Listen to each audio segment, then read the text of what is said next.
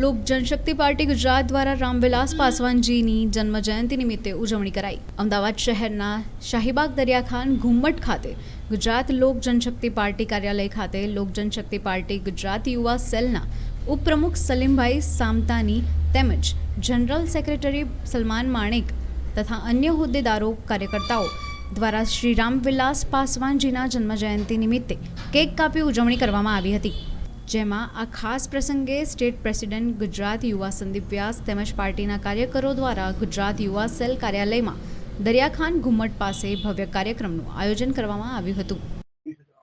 મારું નામ સંદીપ વ્યાસ છે, ગુજરાત યુવા અધ્યક્ષ લોક જનશક્તિ પાર્ટી રામવિલાસ તરફથી આજે સાહેબની 89મી જન્મ જયંતિ નિમિત્તે આ કાર્યક્રમ રાખવામાં આવેલો।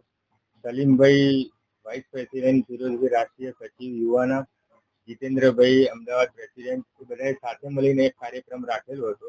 એના બદલ આ પ્રોગ્રામ રાખેલો હતો। ખાસ કરીને કાર્યક્રમમાં શું આયોજન કરવામાં આવ્યું અને આગળ આવનાર સમયમાં પણ શું કાર્યક્રમ તમારા થકી કરવામાં આવશે?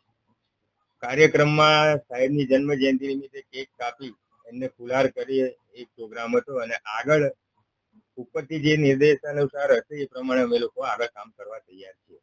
ખાસ કરીને કહેવામાં આવે તો રામવિલાસ પાસવાનજીના જે એમના કાર્ય માટે વખણાતા, તો આપની બી પાર્ટી ગુજરાતમાં કઈ રીતે કાર્ય કરી રહી છે અને શું શું કાર્ય કરવામાં આવી રહ્યું છે? એમના આદર્શ સિદ્ધાંત પ્રમાણે એ રીતે કામ કરીએ છીએ અમે લોકો। એમની જે વિચારધારા છે લોકોને સાથે લઈને ચાલવા માટેની, અને ચિરાગ પાસવાન અત્યારે જે અમારા રાષ્ટ્રીય અધ્યક્ષ છે, કેબિનેટ મંત્રી છે, એમના નિર્દેશાનુસાર ના ધર્મ ના જાત કરે સબકી બાત, એ સ્લોગન પ્રમાણે અમે લોકો અહીંયા ગુજરાતમાં કામ કરીએ।